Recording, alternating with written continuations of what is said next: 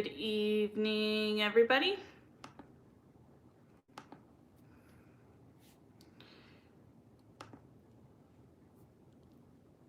All right. So this live isn't about anything in particular. Hey, Amber.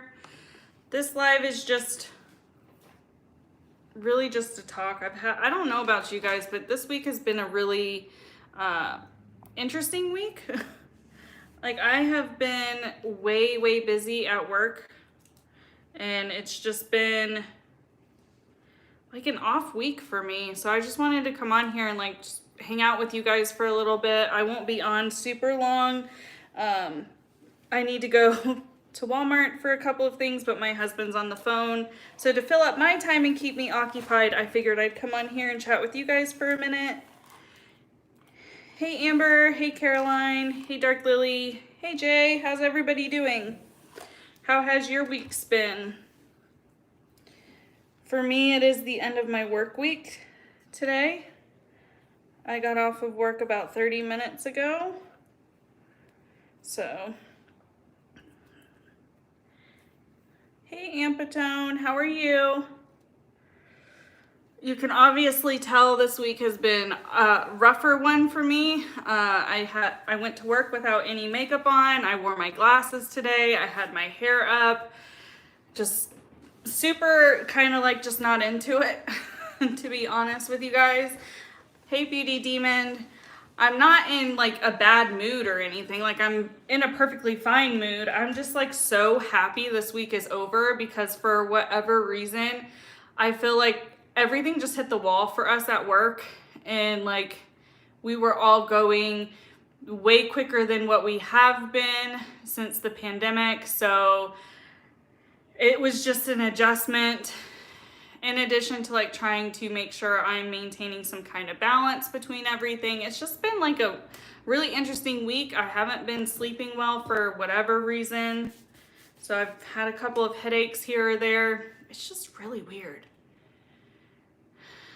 My state has kind of been back to normal to some degree. I mean, it's always been social distance, wear your masks, things like that.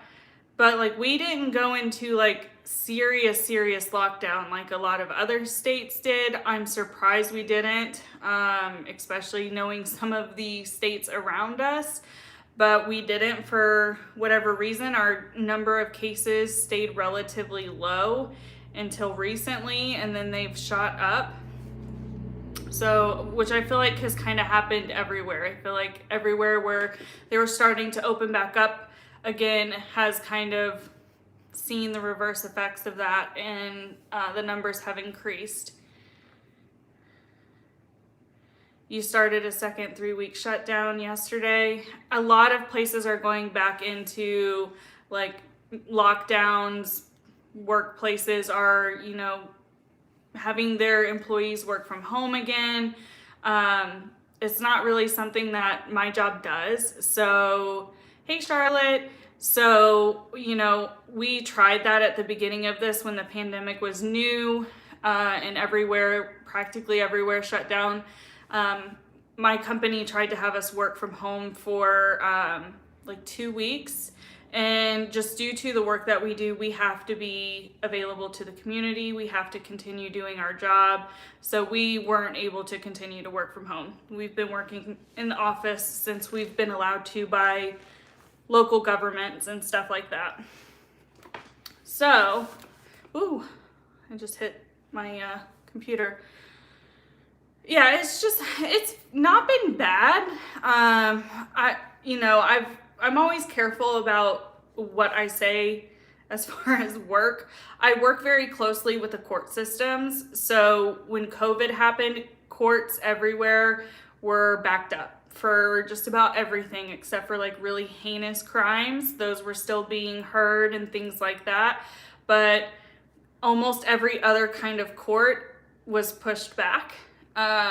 So now that the courts are trying to get back into some kind of normalcy, any kind of agency related to the courts to any degree are getting bombarded all of the sudden. Like, rather than work being as usual and just going with the flow during COVID, we've gotten really, really slow.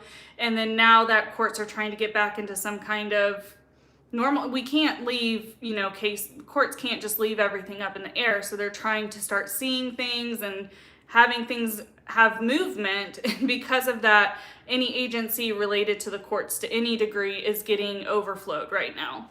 So it's been going on for like the last 2 weeks, 2 to 3 weeks where I'm at. But this week it hit like really, really hard for some reason. You never stopped working from home. Yeah, I know there's a lot of places, like a lot of companies, which maintain their employees working from home. And I know due to this, there have been companies that have been able to realize that they can have remote positions when they probably wouldn't have ever allowed positions to be work from home before. But we are in a new time right now. We're doing what we can to make sure that positions aren't, well, some companies are making sure that positions aren't being dissolved because of this. And, having people work from home and seeing that it is not impossible, that it's a workaround, but it's not impossible. I have heard of a lot of positions which were corporate job office positions are, going to be working from home more permanently, even if everything goes back to normal and everything opens back up at some point. They're going to continue to work from home. Yeah, court stuff, if you work anything related to the courts to any degree, everybody has been affected. Most jobs in general have been affected by COVID. I don't know of any job that maybe hasn't been. But things really changed when it happened, and now things are really changing now that the courts have kind of decided what they're doing moving forward. Hey Jenny, how are you? So tonight isn't about anything in particular. I didn't have anything specific in mind. I really am just wanting to come on here and say hi to you guys, chat with you guys about anything you want to chat about. Just kind of have a really laid back stream. It's probably only going to be about 30 to 45 minutes. I'm really just waiting for my husband to get off the phone so we can go to Walmart and get a few things. I'm good. I'm just happy that my work week is over. It's just been an interesting week. I don't know. So, how has everybody else's week been? I'm sitting here complaining about my week. I know for a lot of people, you may still have another day or two in your week, or you may be a non-traditional worker and you don't work Monday through Friday. So how is your work weeks going? Hopefully everybody's having, my week wasn't bad. I don't want to say it was bad, but it was definitely different. You've been fighting a migraine. I'm sorry to hear that. I had a really bad headache yesterday during our live. I was able to get through it, and when I got off, I ate and I went to bed, and I woke up without a headache or a migraine today. So I don't know what it was about, what maybe triggered it. I have no idea. I think anybody who suffers or who regularly experiences like any bad headaches or migraines, we all wish that we could pinpoint what our triggers are. I know typically what triggers my migraines, but moving in elevation and everything, it's been different things now that trigger my migraines than what used to. So that's been an adjustment for me. Is there any questions you guys have or anything you guys want to chat about over the next few minutes? Your eyes trigger yours? Like, do you mean like when you see a certain color or a certain light that it reflects make sure that your headache starts in your eyes, I'm assuming is what you're trying to say. I might be wrong in that assumption. Hey, Maximum Effort, how are you doing? I hope everybody's doing okay. I know I keep saying that.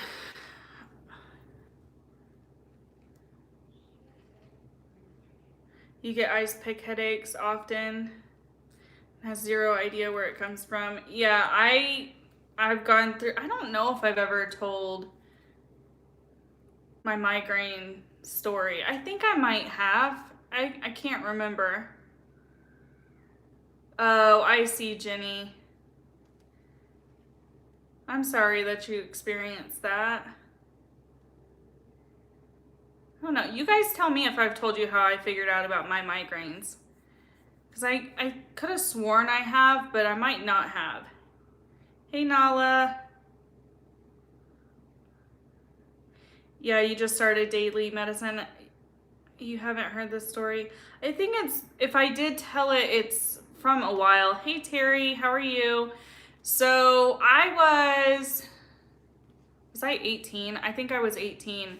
I wasn't living at home. I was living with a boyfriend at the time.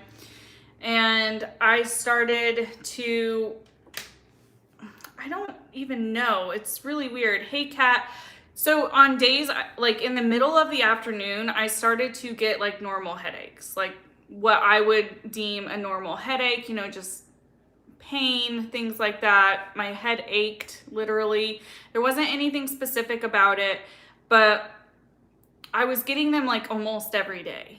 And, I'm not against medication, but I don't typically take medicine unless I'm really sick. So I wasn't taking any medicine for it or anything like that. I would typically just brush it off like a headache and it'll go away.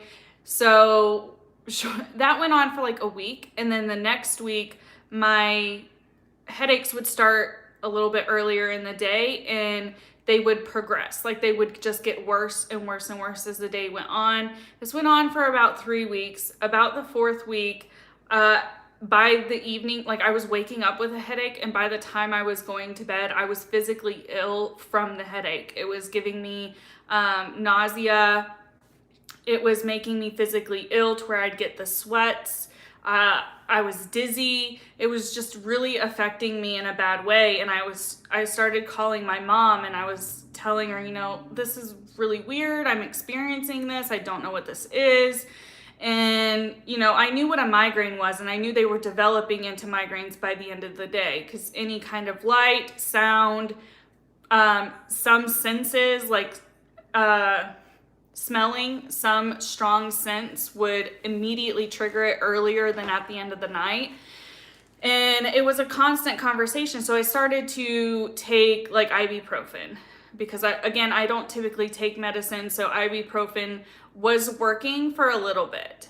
And then I started taking Excedrin because it got to a point where the ibuprofen wasn't working. And in the meantime, my mom is telling me, you should go to a doctor. You should set up an appointment and go to your doctor. But I really didn't think anything of it. I thought they were just headaches and it was just a bad spout for whatever reason and that they would go away.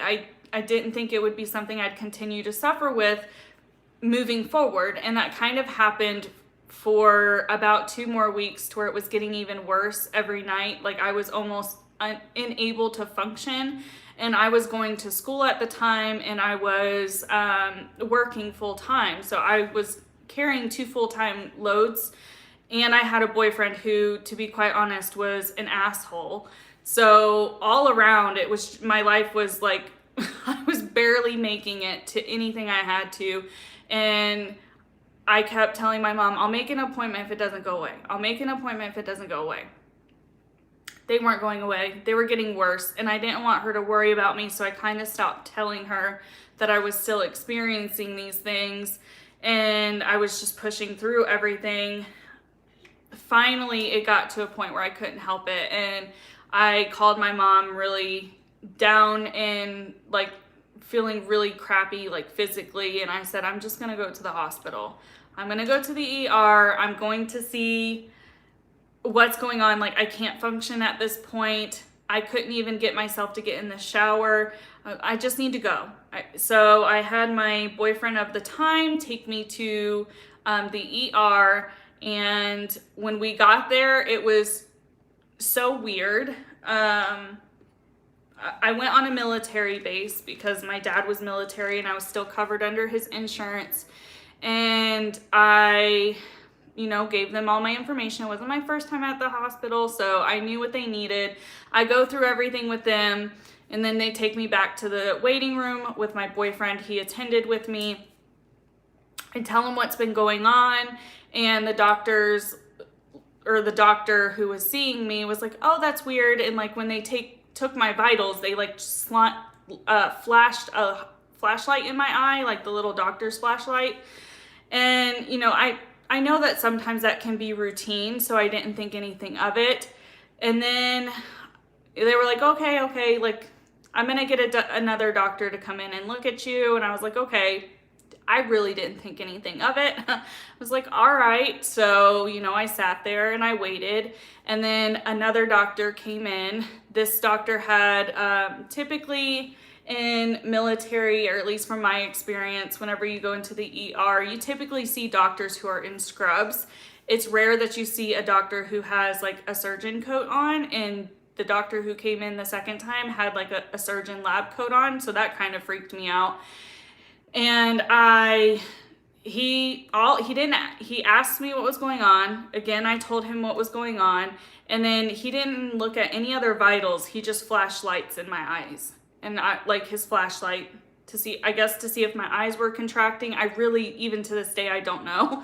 And I was like, okay, well, that's weird. And he left. Then another doctor came in and did the same thing and didn't even say anything to me. He just came in and said, "Oh, I'm going to look at your eyes real quick." And I was like, okay. So I was getting a little bit weirded out at this point because that's not normal behavior at an ER, at least not from what I had experienced. So I was just super confused. I started to get worried, and I told my boyfriend to go call my parents.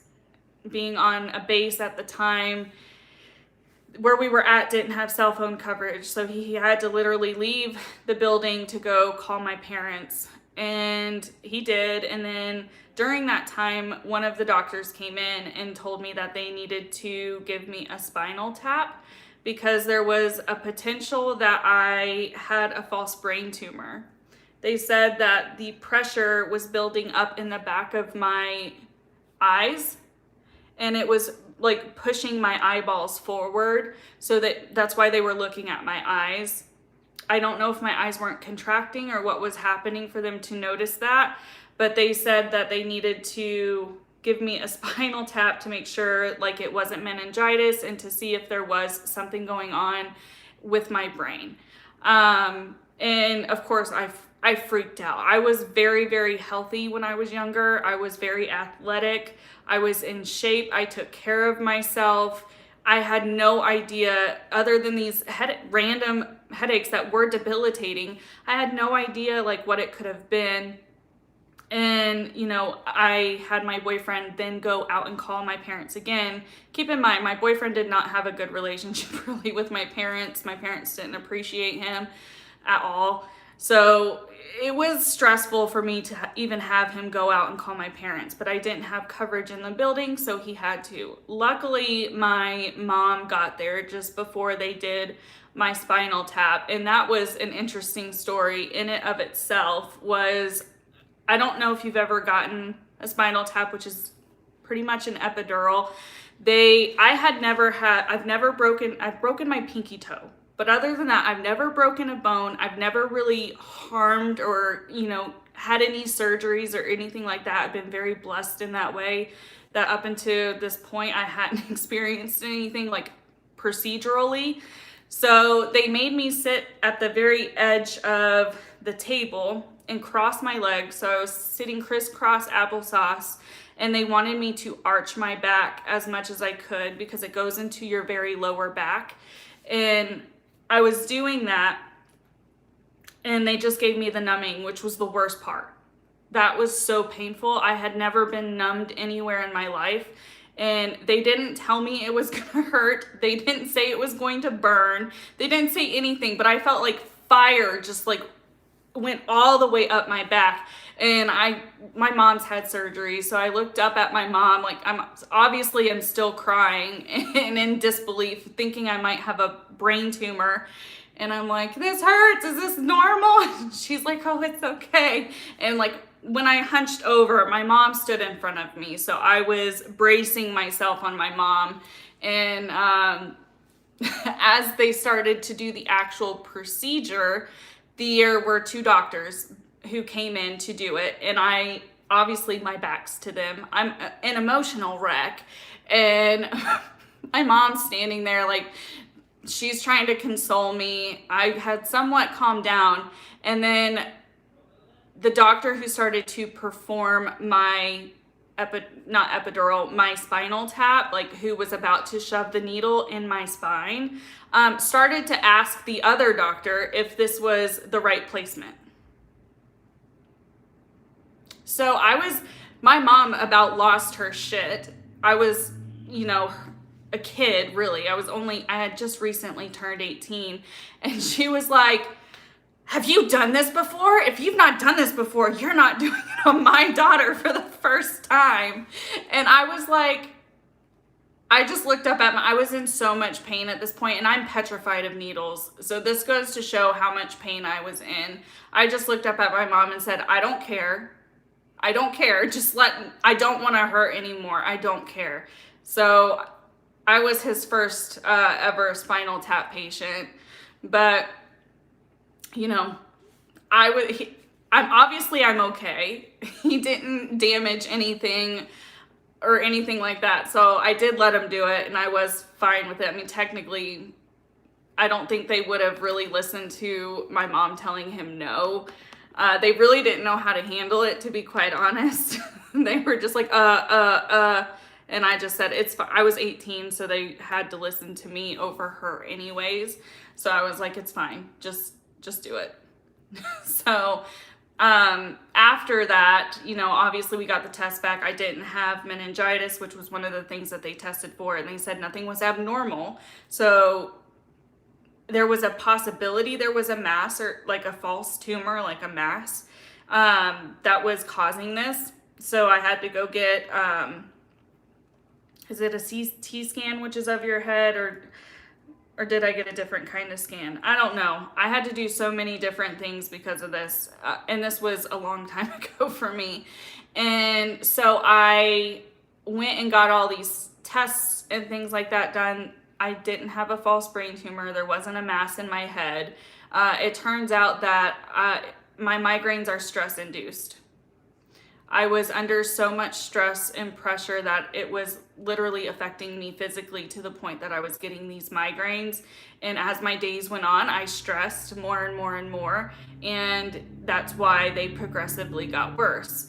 Now I still obviously deal with migraines. At the time I was prescribed medication, and I was taking it at that time, but the medications have very poor side effects, and I was having bad side effects. I was already thin and I was in shape at the time, but that medication is an appetite suppressant. The one that I was on was Topamax, and it was an appetite suppressant, was one of the symptoms. So I started to stop eating. I never got unhealthy as far as my weight went, but I stopped eating. My family and friends would be like, have you eaten today? And I wouldn't even realize until they'd said something. I was like, man, I am hungry. It also could cause short-term memory loss, which it did. During work, I would just leave random things in random spots. I wouldn't complete some weird tasks at times. My bosses would find like rags. This is when I worked in a pet store, and like I would clean the shelving and stuff like that, or the product, and I would leave rags and cleaner tucked behind product whenever a customer would come in, and I would totally forget about it and never go back and pick it up, and they'd find it and they'd be like, why did you leave this here? And it got to a point where it was literally the side effects weren't doing me any good, and I was managing my life better. I wasn't with the boy anymore. I cut back my time in school and I worked full time. So I worked my schedule out to where by the time I stopped taking my first round of medicines that were prescribed to me, I didn't have any really bad symptoms. Like I wasn't getting daily migraines. It was, you know, maybe once a month, if not longer term than that. Now I still get headaches and migraines. Different things trigger them. Stress obviously is still a trigger for me. So sometimes if I get stressed or if I start letting stuff bother me too much, I will get a migraine. The elevation here has affected my migraines because I really have like nothing to stress over right now. And I've had a lot of migraines when the weather has changed here. When it got hot, I had some migraines that I was dealing with. And then now that it's cooling off and getting cold, I've been getting headaches and some migraines that I don't really have a reason to get, to be honest. So I typically can manage them. I typically can tell the difference. Most people who struggle with migraines or any kind of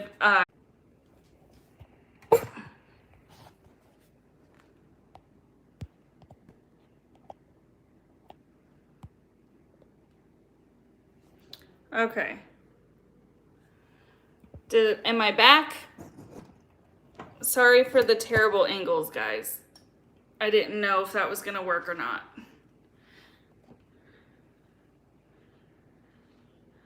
All right, I should start coming back for everybody. Sorry about that. This is the only downfall I have noticed to using my phone for live streams is if I get a phone call, it automatically buffers. No matter, like I denied that call as quick as I could, and it still buffered me out. At least I know if it happens again, how to come back to you guys quicker than before or having to exit. So I'm going to back up in the chat. I know I didn't address you guys. I'm gonna go back up in the chat, read through the chat, and then I'm probably going to get off for the night. I have to go to Walmart. I have to get a couple of things. Yeah, I don't think I had anything else to I mean, that's how I was diagnosed in my scenario with migraines and all of that stuff. Hey Cece, I'm sure some of these people maybe have left at this point, but I'm still gonna say hi to them. Hey Tammy, since 11, I could not imagine, or 6, geez, you guys were young when you started your migraines. Like I said, I was 18 and I couldn't imagine dealing with that kind of pain because even as an 18-year-old, I didn't know what it was. It took me having to look it up and ask people like from my symptoms what was going on, and they would tell me it was a migraine, but I had no idea what that pain was. I couldn't imagine being like 6 or 11 and having to deal with that pain.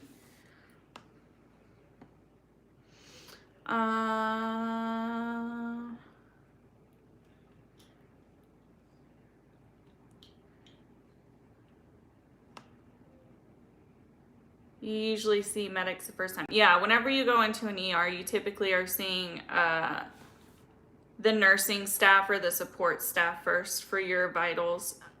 In military bases, the way that it works is you go in and you go get your vitals taken, and then you're brought to, at least where we were at, then you're brought into a room, and from there you typically are seeing nurses or PAs or doctors, depending on what level your symptoms are and what they deem you need. You wonder if piercings for migraines really work. Allegedly they do. I have people in my life who have migraines who have gotten like the piercing in their ear, and they say that it really has relieved the pain. I don't know if I would want to get a piercing like that. Not that I'm against piercings. My ears are pierced. I've had my cartilage pierced. I have had 2 holes in my ears before. I have my nose pierced. I've had my lip pierced. So it's not a piercing thing for me. It's more of a healing thing for me. I would think that area would maybe be hard to heal, and I sleep on my side. I sleep on both of my sides because I am one of those sleepers who constantly moves and rotates throughout the night. So I don't know if I would be willing to do the piercing for me. Yeah, spinal taps are not fun. You must have been terrified. I was scared at the time. Now, looking back, I kind of think it's a little bit funny how my story ended up playing out. That they it's not, and the reason it's funny, if you are affiliated with military to any degree, or you have ever been to a military base, you will know that their typical, no matter what you come in with, they send you home with like 800 milligram ibuprofen and have the rest of the day off, especially for the active duty member. So it was strange for them to jump to such a severe potential diagnosis for me, because that's not common for them to do. So that was more what scared me than the fact that they were telling me everything else. I mean, it was scary too. They told me I was going to get a spinal tap, and I didn't even know what it was until they came in and explained it to me. Hey, John. You've had two. Yeah, so my husband has actually, when we got married, he didn't know what migraines were, and he unfortunately has had the experience of having to rush me to the hospital because I can't keep anything down. If I let my migraines go, and if I can feel a migraine, the way I have learned my own body in dealing with my migraines and how to manage them, if I know it's going to be a bad migraine, I have to stay home and I have to just sleep. I have to eat before I go to bed for the day, literally, and then I have to sleep for the day in a quiet, dark room. If I don't do that until it's gone, I almost always end up in the hospital because I end up with, I can't function. I can't eat. I puke everything up.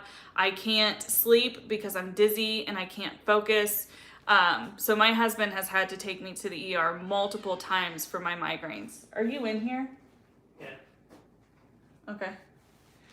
So I'm going to finish getting through you guys, the chat, and then my husband's off the phone, so we've got to go to Walmart before he chickens out and tells me he's not going to go with me. I don't know if you guys can hear him. That made him laugh because he does stuff like that. I'm sure almost every significant other does that to their partner.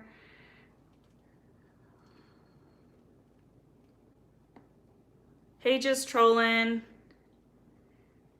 It's not, yeah, they are, spinal taps are like an epidural, but what I was going to say is my husband didn't know what migraines were. He didn't ever experience one. A couple of years ago, he started to get really bad migraines, and they spinal tapped him immediately to make sure it wasn't meningitis, because my husband's done deployments and things like that within his career. So they wanted to make sure that it wasn't something super serious. And they compressed one of his discs. So he had to go back and have another one pretty much done to try and relieve that pain. So he no longer takes my migraines as a joke. Not that he ever did before. He's always taken care of me. He's always taken me to the ER if I said that's what I needed, or to a doctor if I say that that's what I need. But he didn't quite understand the severity of the pain that I would experience, because when you're sleeping, I mean, obviously we're married, we live in the same house. I would always sleep in our bedroom when this would happen. And sometimes he would just real quick open the door loud and rummage around, and I would get super pissed off at him and yell at him and be like, what are you doing? You know, I have a migraine. Why are you being so noisy?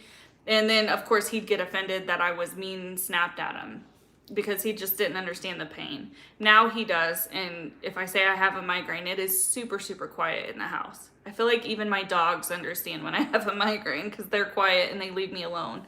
Otherwise, they typically are all up in our grills constantly.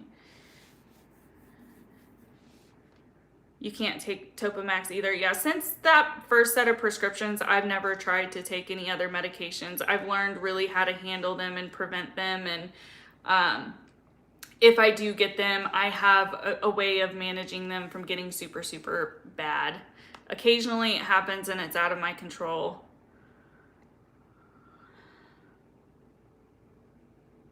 You can't take sumatriptan or any triptan at all.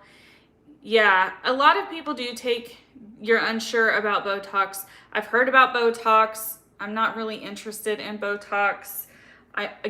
Even though I have piercings and tattoos, I am not into like medical needles for any reason at all.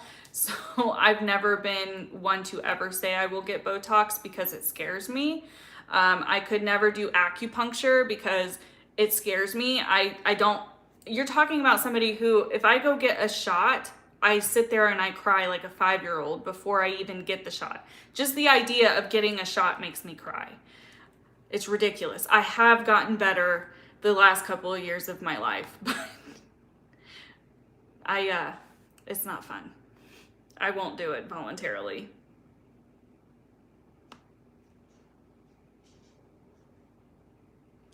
It's an enormous relief when you're in labor. I've heard it is. I've heard the epidural is wonderful and it's not a bad thing. Yeah, sorry I had cut out, guys. Katie's manager can help you with that. Yeah, I mean, that's a whole nother mess, isn't it? Night, Jenny. I don't know if you came back or not, but night. I hope you have a good one. You think CT scans? Yeah, I think it was a CT scan, but I can't remember, and I don't want to say it was for sure if it wasn't. This was so long ago. I do not remember. You started getting migraines at 10. Man, you people who have had these things for that long, I'm so sorry you've had to suffer through it. I can't. I hate it when I get migraines. Sarah, when you see someone posting online about migraines, like, sis, you can't post, that's a headache.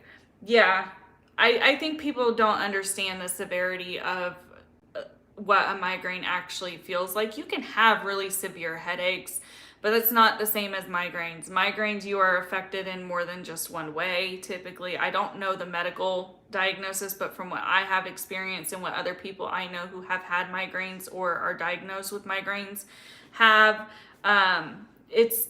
there's other triggers than just randomly your head starting to hurt. Still, I can get triggered by certain scents. If there's too powerful of a scent, no matter what kind of scent, if it is overly powerful, I am likely going to start to have a migraine. Oh my gosh, a week straight? She had a brain aneurysm. Wow, I'm so glad you made her go in. Those can be very fatal. When you were 12.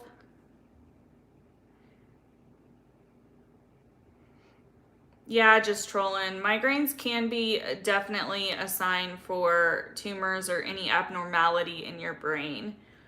That's why doctors take it so seriously once you're diagnosed.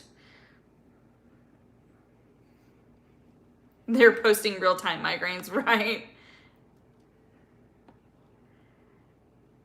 Your dad had migraines but never have agreed to having his ears pierced at 70, right? Caitlin, yeah, military bases and their prescriptions, they're known to kind of just be a joke. And if you get something more than that, then you know it's something serious.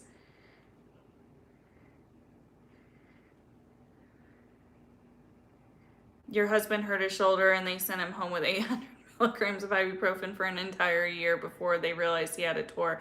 Yeah, and I don't mean to say that anything bad against like the military doctors. It's really the ER I've noticed where there is a lack. And if you are a military spouse or you're active duty yourself, you know that that's true. I'm not trying to talk poorly about it. Obviously, I love the military, but they're doctors in the ER. You typically don't see a doctor. You're typically just seeing nurses. And sometimes you get a PA. And, you know, in severe cases, you get an actual doctor or a surgeon, but it's not common. It's really not.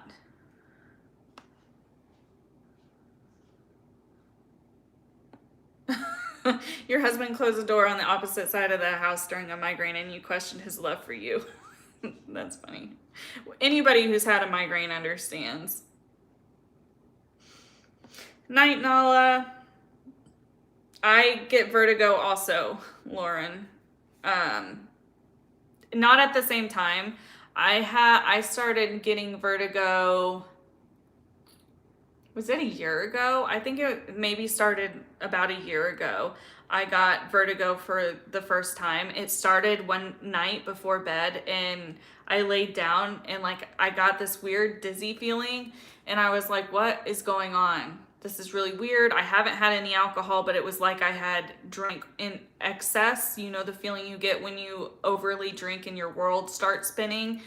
I started to get that, and I hadn't had any alcohol. And I was like, oh, what is this? This is really weird. And I was going to bed anyways, so I went to bed, and then I woke up and it was even worse, and I couldn't even walk. So I yet again went to the base doctor, and then I found out I had vertigo, and there's not anything really you can do for vertigo. They did give me a medication to help with the dizziness, to keep on hand. And I had a spout of vertigo about a month ago, I think. But I've only had it a few times here or there. I have no idea what triggers that. I've only had a few episodes, but it's terrible. I absolutely hate it. I was about to say I'd much rather have a migraine because I know how to handle migraines. I don't know how to handle the vertigo. Yeah, I agree with you, ME. Migraines shouldn't even be called headaches because they're so much worse.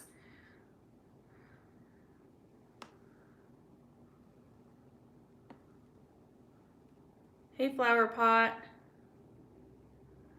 Hey, Nicole. Yeah, I understand that my migraines are bad, but I know there are people who suffer with much worse. Even Raw Beauty Christie, what is it that she gets cluster headaches, and like they're debilitating for her, and she talks about her journeys with them and stuff, and like I would not say my pain is anywhere near the level that she experiences when she has an attack. Where do they give you what shot, Flower Pot?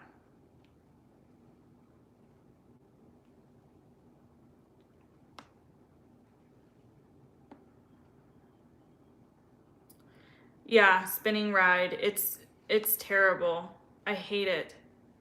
It started after you had your kids. I don't know why it started for me. There was nothing that happened during that time for me to get them. It just happened one day.